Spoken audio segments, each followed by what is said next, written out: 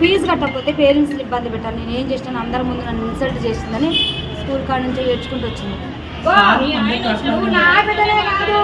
ఎంతమంది పిల్లల ఇబ్బంది పెట్టాలో నాకు తెలుసు. ఇప్పుడు మరోసారి అంటే స్కూల్లో చదివేటటువంటి పిల్లలు ఎంత మానసిక ఒత్తిడికి గురవుతున్నారు అనేదానికి ఎగ్జాంపుల్ మళ్ళా ఇట్లాంటి కార్పొరేట్ స్కూళ్లకు సంబంధించిన వార్తనే ఇది. శ్రీ చైతన్య స్కూల్కి సంబంధించిన వార్త ఇది. శ్రీ చైతన్య స్కూల్లో ఫీజు కట్టలేదు అంటూ ఒక అమ్మాయిని వేధించడం. ఆమె ప్రస్తుతం 10వ తరగతి చదువుతోంది.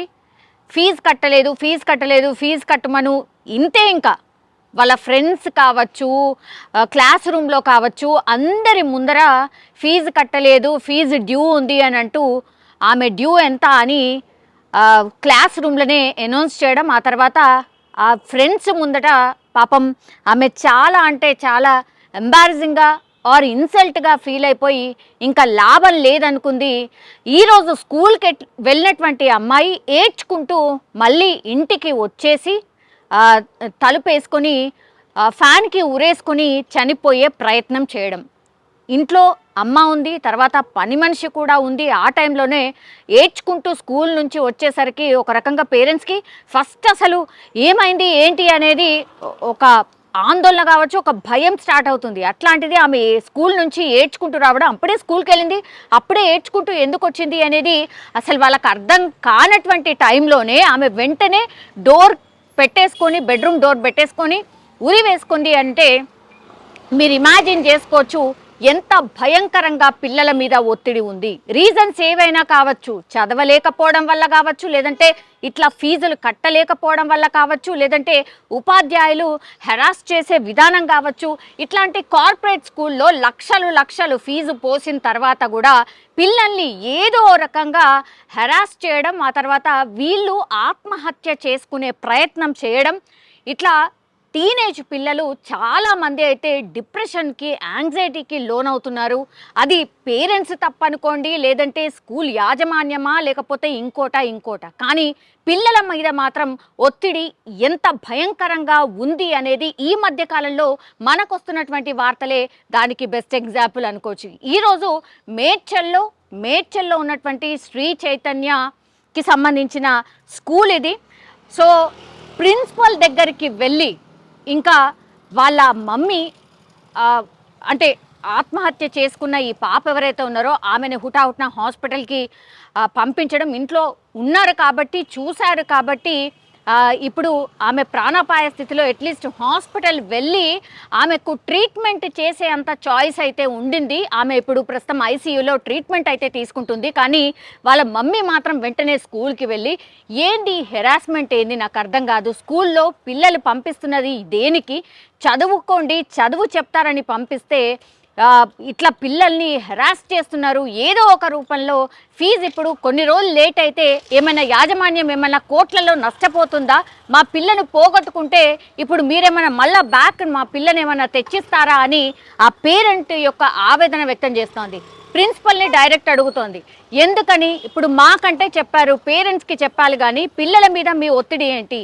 ఫీజు ఏమన్నా వాళ్ళు సంపాదించి వాళ్ళు కడతారా? వాళ్ళని ఇన్సల్ట్ చేయడం ఏంటి అనేది కూడా పూర్తిగా ఆమె క్వశ్చన్ చేస్తున్న పరిస్థితి కనిపిస్తోంది. సో ఈ పాప ఎవరైతే ఉన్నారో ఆమె మనస్తాపంతో ఉరి వేసుకుని ఆత్మహత్య చేసుకున్న పరిస్థితి కనిపిస్తోంది. పేరు వచ్చేసి అఖిల. గతంలో కూడా వీళ్ళ అబ్బాయిని కూడా ఇదే స్కూల్లో చదివించారు కాబట్టి సేమ్ ఇట్లాంటి హెరాస్మెంటే మా అబ్బాయి కూడా ఫేస్ చేశాడు. ఆ తర్వాత ఆయన డిప్రెషన్లోకి వెళ్ళాడు.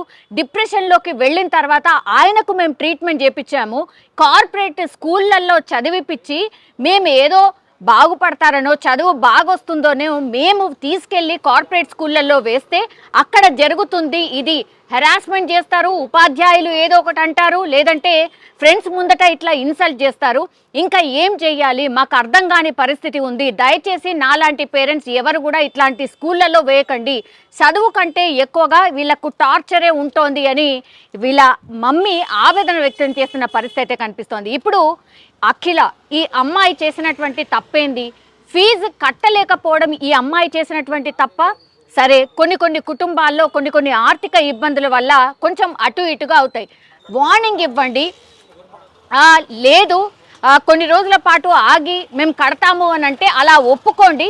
నిజంగానే కార్పొరేట్ స్కూల్కి సంబంధించిన ఫీజు అసలు పొంతం లేకుండా ఉంటుంది, దోచుకోవడం తప్పించి ఇంకేమన్నా ఉందా? ఇప్పుడు రాష్ట్ర సర్కార్లకు కూడా పెద్ద ఎత్తున పేరెంట్స్ డిమాండ్ చేస్తుంది కూడా అదే. ఏదో తూతూ మంత్రంగా జస్ట్ ఒక నివేదిక సమర్పించడం, ఆ తర్వాత కామ్ డౌన్ అయిపోవడం అంతే తప్పించి ఇట్లాంటి పోరాని ప్రాణాలు ఆర్ చాలామంది టీనేజర్స్కి సంబంధించిన పిల్లలు వాళ్ళు ప్రాణాలు కోల్పోతున్న పరిస్థితే కనిపిస్తోంది. మరి దీని మీద దృష్టి పెట్టాల్సింది ఎవరు? పేరెంట్స్ కూడా అదే అడుగుతున్నారు. రాష్ట్ర సర్కార్లు కొంచెం పట్టించుకోండి, మాలాంటి పేరెంట్స్ చాలామంది ఉన్నారు అనేటువంటిది వీళ్ళ మమ్మీ యొక్క ఆవేదన. ఇప్పుడు ఆ పాప ఇప్పుడు యశోద హాస్పిటల్లో అయితే ట్రీట్మెంట్ తీసుకుంటుంది, సీరియస్ కండిషన్లో ఉంది, ఐసీయూలో ట్రీట్మెంట్ తీసుకుంటుంది అని వాళ్ళ మమ్మీ చెప్తున్న పరిస్థితి. ఇప్పుడు పోరాని ప్రాణం ఒకవేళ పోతే ఏంది, ఎవరు ఆన్సరబుల్? వాళ్ళ పేరెంట్స్కి ఇప్పుడు వాళ్ళ మమ్మీ అడుగుతున్నటువంటి ప్రశ్నకి ఎవరు జవాబు చెప్తారు? స్కూల్ యాజమాన్యం ఏమన్నా చెప్తుందా? చెప్పే అసలు ఎక్కడుంటుంది?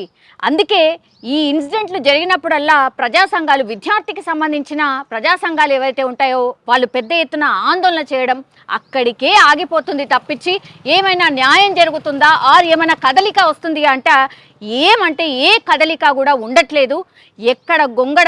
ఎక్కడ వేసిన గొంగడి అక్కడే అంటారు కదా, ద సేమ్ అన్నమాట. ఇట్లాంటి ఇన్సిడెంట్స్ పదే పదే జరుగుతున్నాయి తప్పించి ఇందులో ఏమైనా యాక్షన్ ఉంటుందా, ప్రభుత్వం తరఫు నుంచి ఏమైనా ఆదేశాలు ఉంటాయా అని పేరెంట్స్ ఎదురు చూడడం తప్పించి ఇందులో మరి అసలు ఎట్లాంటి కదలిక ఉండట్లేదు. పేరెంట్స్ అదే కూడా డిమాండ్ చేస్తున్నారు, మా పిల్లల్ని మేము పోగొట్టుకోలేం, దయచేసి ఇట్లాంటి కార్పొరేట్ స్కూళ్ళ మీద కొంచెం దృష్టి పెట్టండి. కోట్లు కట్టి లక్షలు కట్టిన తర్వాత కూడా అప్పుడో ఇప్పుడో లేట్ అయితే యాజమాన్యం 100 పిల్లలు చదివితే ఒక్క పిల్ల ఫీజు కట్టకపోతే మీకేమైనా కోట్ల నష్టం వస్తుందా? కట్టలేని పరిస్థితుల్లో ఉన్నాము కాబట్టే మేము కట్టలేదు అనేటువంటిది ఆ పేరెంట్స్ చెప్తున్నటువంటి విషయం. మరి దీని మీద ఇప్పటికైనా ప్రభుత్వం ఏమైనా చర్యలు తీసుకుంటుందా, దీని మీద దృష్టి సారిస్తుందా అనేది చూడాల్సిందే. ఫీజు కట్టకపోతే పేరెంట్స్ని ఇబ్బంది పెట్టాలి, నేను ఏం చేసినాను, అందరి ముందు నన్ను ఇన్సల్ట్ చేసిందని స్కూల్ కాడ నుంచి ఏడ్చుకుంటూ వచ్చింది. మా ఇంట్లో పని ఉంటుంది, పూలమ్మ అని ఉంటుంది, పూలమ్మకు కూడా చెప్పింది. పూలమ్మ ప్రిన్సిపల్ మేడం నన్ను చాలా టచ్, నేను నైటీ మీదనే ఉన్నా, వెళ్దాం ప్రిన్సిపల్ కాడికి, నేను మాట్లాడతాను, ఆమెకి ఎవరిచ్చారు నేను మన తిట్టే ఫీజుల గురించి నేను చెప్తాను. నా బిడ్డ చాలా డిప్రెషన్గా ఫీల్ అయ్యి సూసైడ్ చేసుకున్నాను. యశోదలో అడ్మిట్ అయింది, పేరు అఖిల. వెంటిలేటర్ ఇంతకుముందు అసలు నా బిడ్డ అంత అట్లాంటి ఆలోచన కూడా ఉండదు. నాకేం వీళ్ళు ఇబ్బంది పెడతారు, ప్రిన్సిపల్ మేడం ఇబ్బంది పెట్టిందని చెప్పింది. 3 రోజుల నుంచి ఏడ్చింది, రోజు ఏడ్చింది. మేము అక్కడంటే కూడా మా ఫ్రెండ్స్ ముందు ప్రిన్సిపల్ మేడం నువ్వు తింటే మా ఫ్రెండ్స్ ముందు బరువు పోయినట్టు అనిపించింది, వద్దు నువ్వు గోమాకు, మమ్మీ నీ కోపం ఎక్కువ, నువ్వు గోమాకు. ఏ రోజు కూడా నా పిల్లలు 2 years నుంచి చదువుతున్నా ఎప్పుడు కూడా ఒక మేడం ఒక మాట అనేదాన్ని కాదు, ఒకరిని ఒక మాట అనేదాన్ని కాదు. నా పిల్లలతో పాటు వేరే పిల్లలకు కూడా బాక్సులు పంపించిన, నాది మామూలు పొజిషన్ అయినా పిల్లలకు అన్నం లేని పిల్లలు కూడా చాలా మంది అన్నం. 10th క్లాస్ చదువుతుంది. ఇంటి పక్కన వాళ్ళకి, బిల్డింగ్ వాళ్ళకి, అపార్ట్మెంట్ వాళ్ళు అందరూ చెప్పింది ప్రిన్సిపల్ ఫీజు గురించి నన్ను ఇబ్బంది చేసింది. మా ఇంటి పని కూడా చెప్పింది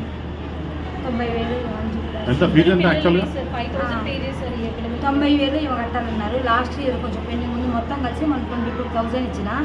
అయితే ఇంగ్లీష్లో తక్కువ మార్కులు వచ్చినాయని లాస్ట్ 1 month 2 months క్రితం బాబుని టార్చర్ చేశాను. బాబు డిప్రెషన్లోకి వెళ్ళిపోయింది.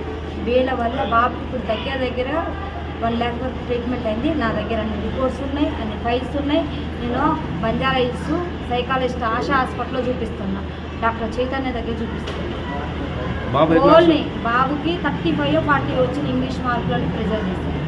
బాబు 7th క్లాస్. అయితే వేరే కట్టాల్సిన ఫీజు బాబు ట్రీట్మెంట్ పోవాలన్నా. ఆల్రెడీ బాగా సార్ కూడా చెప్పిన, బాబుకి అబ్నార్మల్ ఉంది, బాబు కండిషన్ ట్రీట్మెంట్ నడుస్తుంది, బాబుకి ఎత్తు బాగాలేదు కానీ ఆ డబ్బులు అటు యూజ్ చేస్తున్నా. లోన్ పెట్టిన, లోన్ రాగానే ఒకేసారి ఎట్ ఏ టైం నేను ఎంత ఫీజు ఉంటే అంత క్లియర్ చేస్తాను కూడా మా సార్ చెప్పింది. బాబు కూడా బాగాలేదు, బాబు కూడా మన మధ్యసింకం పోయింది స్కూల్ వల్ల. టార్చర్ పిల్లల్ని ఏం ఫెయిల్ అయితే మనం రాసుకోకూడదు సార్, ఇయర్ లాస్ అయితే నెక్స్ట్ ఇయర్ చదువుకోకూడదా? ఎందుకు పిల్లలు లేనప్పుడు చదువు ఎందుకు? ఇంకా పిల్లలు బతుకుండి పిల్లలు బాగుంటే కండి చదువు కావాలి. పిల్లలు సూసైడ్ చేసుకొని చచ్చిపోయినాక చదువులు ఏమిస్తారు? చదువులు అంటే మాలాంటి వాళ్ళకి కడుపు కోత మిగల్చడానికి ఇలాంటి పెద్ద పెద్ద స్కూళ్ళు పెట్టేది, ఇలాంటి పెద్ద పెద్ద స్కూళ్ళు పెట్టేది మాలాంటి పేదోళ్ళ కోసం.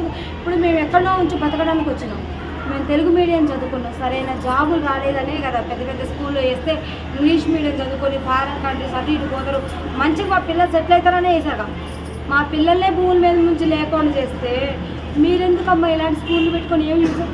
కొంతమంది పిల్లల్లో ఒక పాప స్కూల్ ఫీజు కట్టకపోతే మీ మేనేజ్మెంట్కి ఏమైనా కోట్లు నష్టం వస్తుందా? కరోనాలో పేరెంట్స్ చచ్చిపోతున్నారు కదా, దత్తా తీసుకొని చదివించిన స్కూల్స్ లేవా? ఒక పేరెంట్ ఒక పిల్ల 100 మంది పిల్లలు ఒక పిల్ల కట్టకపోతే మీకు కోట్లు నష్టం వచ్చిందా? కోట్లు నష్టం వచ్చిందా? ఏం నష్టం వచ్చింది? మేనేజ్మెంట్కి ఎక్కడ నష్టం వచ్చింది? శ్రీ చైతన్య వీటి పేరుతో పిల్లల్ని చంపుతున్నారు. ఇంకో నాలాంటి తల్లిదండ్రులు మాత్రం ఇలాంటి స్కూళ్ళల్లో ఏమాకండి పిల్లగాళ్ళు, ఇలాంటి స్కూళ్ళల్లో వేసి మీ పిల్లగాళ్ళు చంపుకోరు. వీళ్ళు ఎంత టార్చర్ పెడతారో తెలుసు. రైటింగ్ తప్పితే చదువుకోలేదు, రైటింగ్ రైటింగ్ రైటింగ్ రైటింగ్ ఏం రాస్తారు పిల్లలు? చదవాలి. రైటింగ్ అంటే నువ్వు పేరాలనే రాస్తారు. పేరాలు చదువుకోకుండా పేరాలు రాస్తే వస్తుంది, పాస్ అయిపోతారు.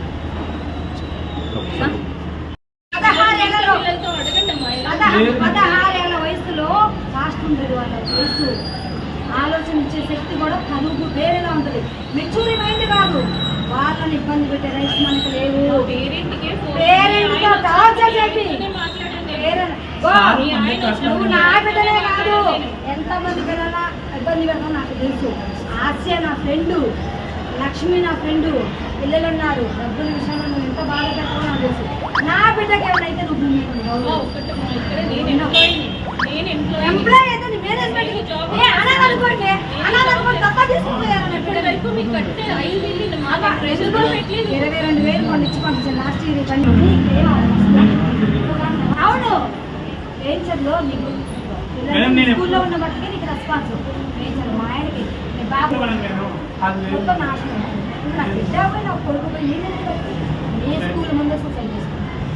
నా బిడ్డకి భూలోకంలో లేనప్పుడు నేను ఉండను. ఏ స్కూల్ ముందే చచ్చిపోతా. నేను చచ్చిపోను అనుకోను, ఈ స్కూల్ ముందే అనుకుంటా చచ్చిపోతా. స్కూల్ ముందు ఎందుకో తెలుసా? ఆ పిల్లల్ని ఎంత చదువుకున్నాం అందరికీ తెలుసు, ఇక్కడ ఉన్న వాళ్ళకి కూడా తెలుసు.